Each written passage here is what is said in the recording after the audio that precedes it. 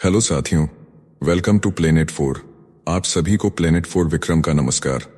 जमाना बदल चुका है। अब जंग के मैदान में न तो लड़ाकू विमान राज कर रहे हैं और न ही S-400 और S-500 जैसे दम्भ भरे एयर डिफेंस सिस्टम। अब वक्त है उन उड़ते हुए राक्षसों का, जिनका नाम है ड्रोन। यूक्रेन ने रूस की बर्बादी की वो पटकथा लिख दी है जिसे देख पुतिन समेत पूरे दुनिया के होश उड़ गए हैं।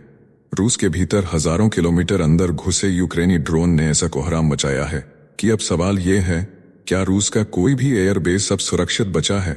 यूक्रेन ने रूस के खुद के स्मगलिंग नेटवर्क के जरिए ड्रोन अंदर पहुंचाए और फिर वहीं से उड़ाकर उसके एयरबेस को खाक में मिला दिया। रूस के महंगे और दुर्लभ बॉम्बर्स अब इतिहास बन चुके हैं, जिनका निर्माण दोबारा हो पाना शायद अब रूस के लिए सपना है। पुतिन जो सोचते थे कि उनके एयरबेस इतने भीतर हैं कि कोई परिंदा भी पर नहीं मार सकता, आज उन्हीं बेसों पर ड्रोन बरसात बनकर टूट पड़े हैं।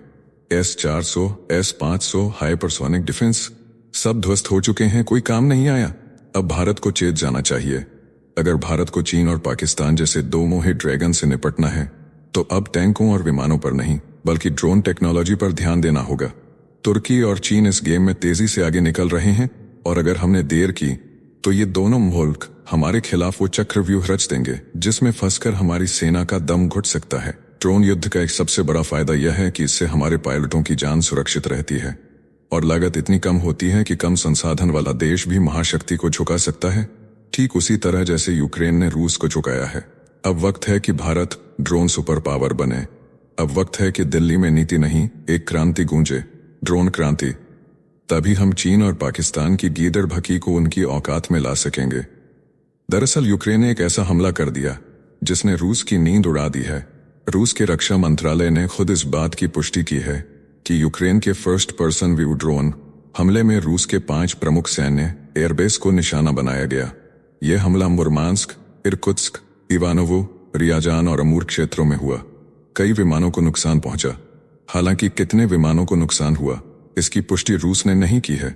यूक्रेन ने दावा किया कि उसने रूस के 41 लड़ाकू विमानों को तबाह कर दिया। इन विमानों में रूस के सबसे ताकतवर बॉम्बर्स शामिल थे, जैसे A-50, Tu-95 और Tu-22। इन विमानों से यूक्रेन के शहरों पर रोज बमबारी होती थी। अब इन्हें तबाह करना यूक्रेन के लिए एक बड़ी जीत मानी जा रही है। बेलाया एयरबेस को विशेष रूप से निशाना बनाया गया, जो रूस के साइबेरिया इलाके में 4300 किलोमीटर दूर स्थित है।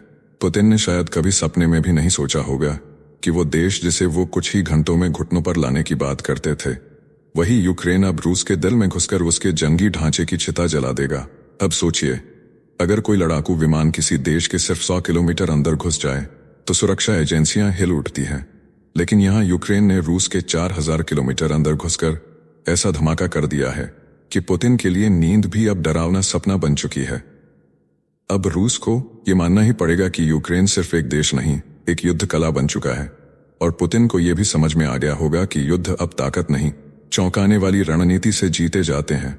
रूस ने पहली बार यह भी माना कि कुछ ड्रोन हमले एयरबेस के बेहद पास से किए गए।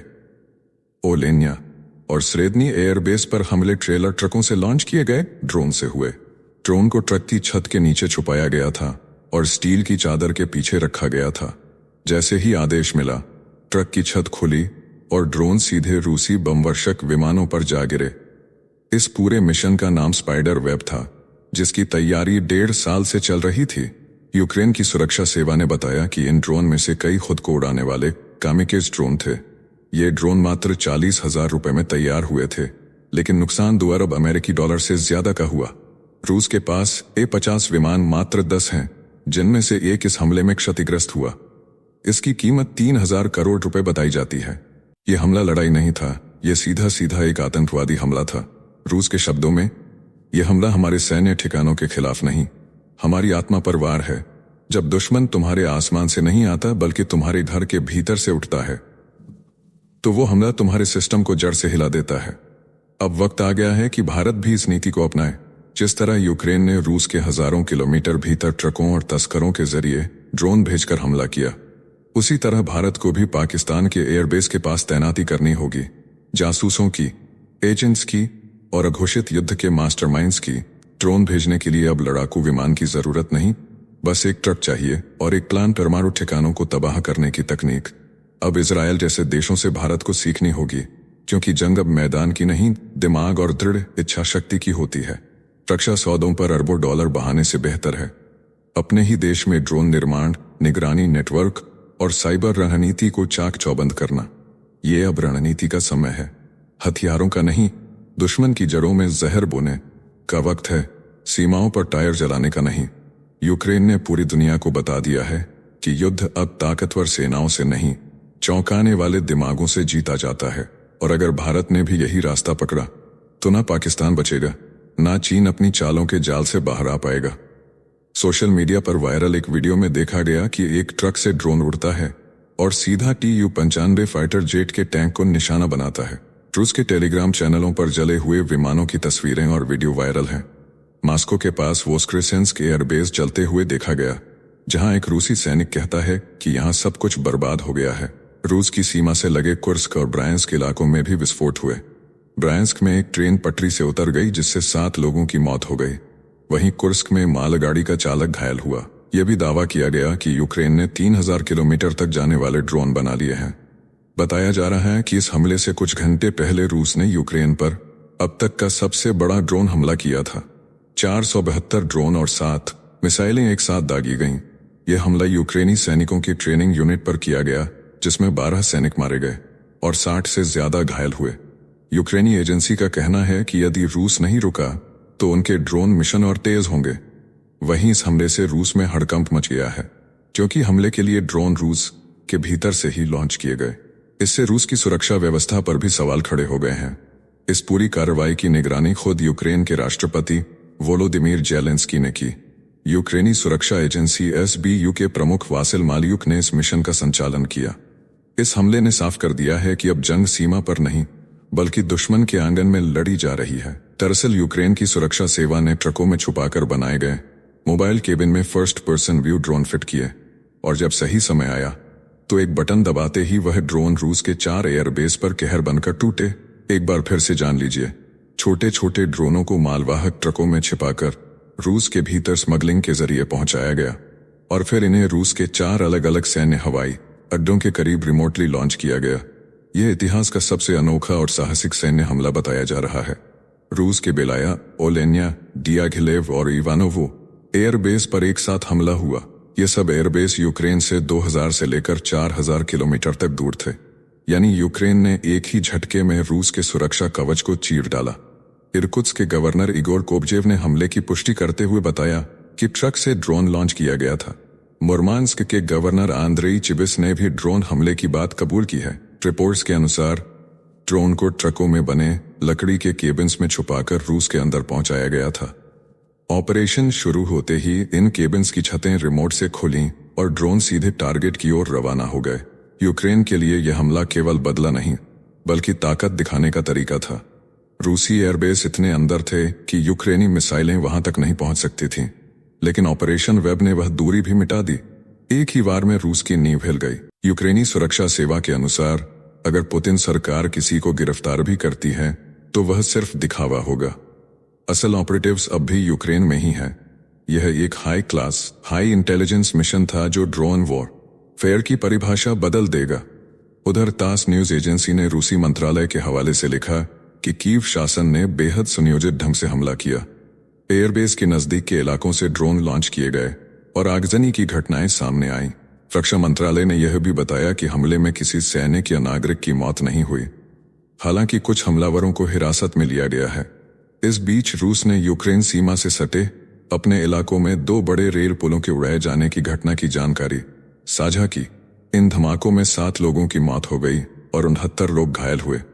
रूस ने साफ कर दिया है कि इन हमलों की जांच होगी और दोषियों को कड़ी सजा दी जाएगी। यह बात लावरोव ने बातचीत के दौरान रूबियो से भी स्पष्ट रूप से कह दी। यूक्रेन के रक्षा विश्लेषकों का कहना है कि इन ड्रोनों ने उन विमानों को भी निशाना बनाया जिन्हें रूस दोबारा बना भी नहीं सकता। Tu-160 जैसे सुपरसोनिक बॉम्बर्स को तो रूस के लिए दोबारा बनाना नामुमकिन है। यूक्रेन के सैन्य ब्लॉगर कोवालेंको का कहना है कि इन विमानों की मरम्मत मुश्किल है, इन्हें बदलना तो असंभव है। रूस की मिलिट्री इंडस्ट्रियल ताकत के लिए यह एक ऐसा झटका है जिससे उबर पाना आसान नहीं होगा।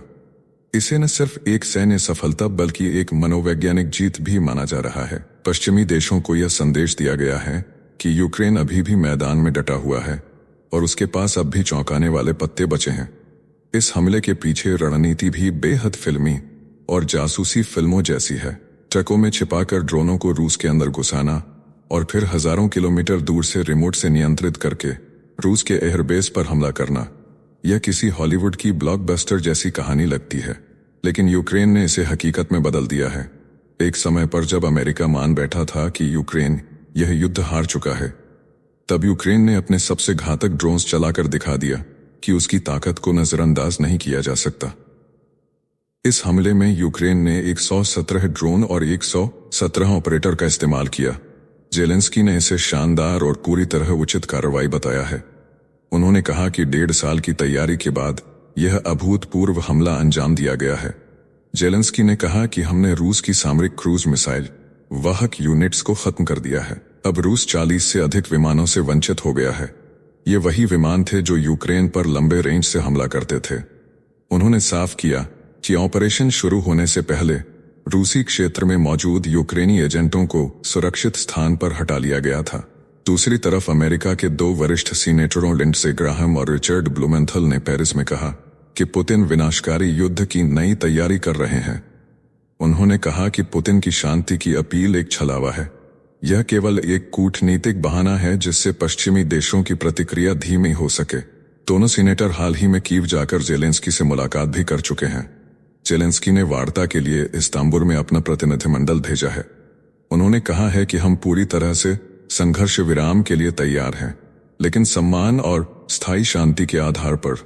जेलेंस्की का यह संदेश साफ है कि अगर रूस जंग बंद करना चाहता है तो उसे तर्क और न्याय के आधार पर बात करनी होगी, नहीं तो यूक्रेन अब जवाब देने में हिचकेगा नहीं। ऑपरेशन स्पाइडर वेब अब रूस यूक्रेन युद्ध का नया मोड़ बन चुका है। यह दिखा चुका है कि यूक्रेन अब सिर्फ रक्षात्मक नहीं रहा, वह अब जवाबी हमला भी कर सकता है, और वह भी उस अंदाज में जो पुतिन को सपने में भी नहीं सूझा होगा। यह हमला न केवल एक सैन्य रणनीति थी, बल्कि पूरी दुनिया के लिए एक संदेश था कि अगर किसी को दबाओगे तो वह एक दिन ऐसा फट पड़ेगा कि इतिहास बदल जाएगा। इस वीडियो में फिलहाल इतना ही। जल्द मिलते हैं एक और नई अपडेट के साथ। जाने से पहले वीडियो को लाइक करके चैनल को सब्सक्राइब कर लें।